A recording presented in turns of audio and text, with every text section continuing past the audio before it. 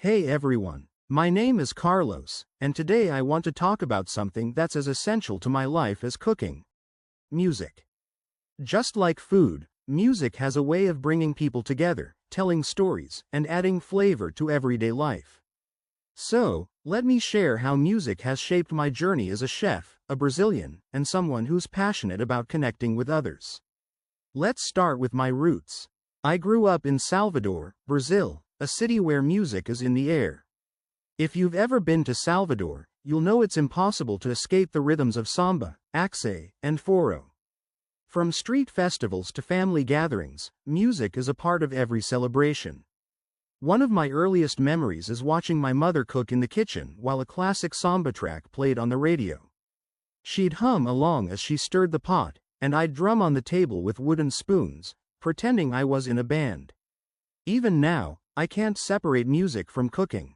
When I'm in the kitchen, there's always music playing, whether it's something upbeat to keep the energy high during a busy dinner rush or something mellow to help me unwind while experimenting with new recipes. Music sets the mood, and in a way, it becomes an ingredient in the dishes I prepare. For example, when I'm making a traditional Brazilian dish like feijoada, I'll play some classic bossa nova or Gilberto Gil. It helps me connect to the roots of the dish and adds a sense of authenticity to the process. But music isn't just about nostalgia, it's also about discovery. Working as a chef in São Paulo, I'm constantly exposed to new genres and styles of music from all over the world. One of the best things about working with an international team of restaurant workers is sharing playlists. My friends from other countries have introduced me to reggae from Jamaica, Afrobeats from Nigeria, and even K-pop from South Korea. Music is like food, it's universal, but every culture adds its own unique spice. Speaking of discovery, I'll let you in on a little secret. Music is one of the ways I've been improving my English. Learning English has been a big part of my journey because I dream of working in international restaurants and sharing Brazilian cuisine with the world. At first, studying grammar and vocabulary felt a bit, let's say, dry. But when I started listening to English songs, it became a whole new experience. I started with artists like the Beatles and Bob Marley because their lyrics are clear and easy to follow. I'd print out the lyrics, listen to the song, and try to sing along. It wasn't just fun, it was effective. Songs have this way of sticking in your memory, and before I knew it, I was picking up new words and phrases without even trying. One of my favorite songs to practice with was "Imagine" by John Lennon. It's simple, beautiful, and full of meaningful language. Music has also taught me about storytelling, which is a skill I use in my cooking. Just like a good song takes you on an emotional journey, a good dish tells a story about its ingredients, its origins, and the person who made it.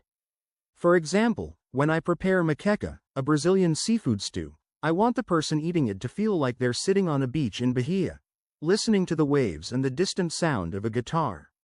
Music helps me bring that kind of imagination and emotion into my cooking. Now, let me share a little about how music fits into my daily life. Sunday mornings are my favorite time of the week. After playing futsal with my coworkers, I come home, make a strong cup of coffee, and put on some soft acoustic music, usually João Gilberto or Antonio Carlos Jobim. It's my way of relaxing and preparing for the week ahead. During work, the kitchen can get chaotic, but in those rare quiet moments, I like to put on some instrumental jazz to keep my focus. One of the most magical things about music is how it brings people together.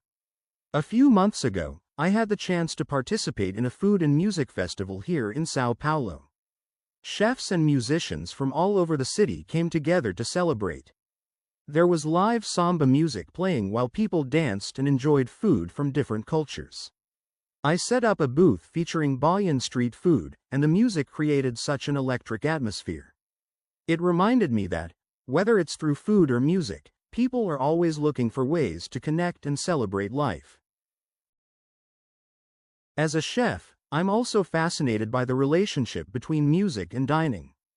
Did you know that the type of music playing in a restaurant can actually influence how people experience their food?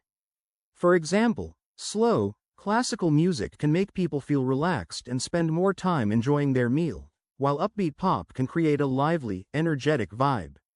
I've started experimenting with this in my own kitchen, and it's amazing how much it can transform the dining experience. Music has also inspired me to start a new project.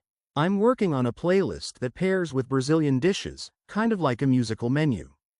For example, if you're eating acarajé, a popular street food in Salvador, I'd recommend listening to some axé music to match the vibrant, festive flavors.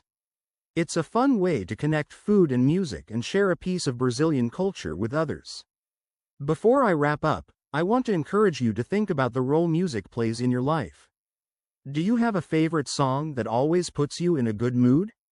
Or maybe a playlist that helps you focus or relax? Music has the power to transform ordinary moments into something special. And if you're learning a new language like I am, try using music as a tool. It's a fun, creative, and effective way to improve. Thank you so much for spending time with me today. If you enjoyed this video, please like, share, and subscribe to the channel. And let me know in the comments, what's your favorite type of music? Or do you have a song that reminds you of home? I'd love to hear your stories. Until next time, keep the music playing and the food cooking. See you soon.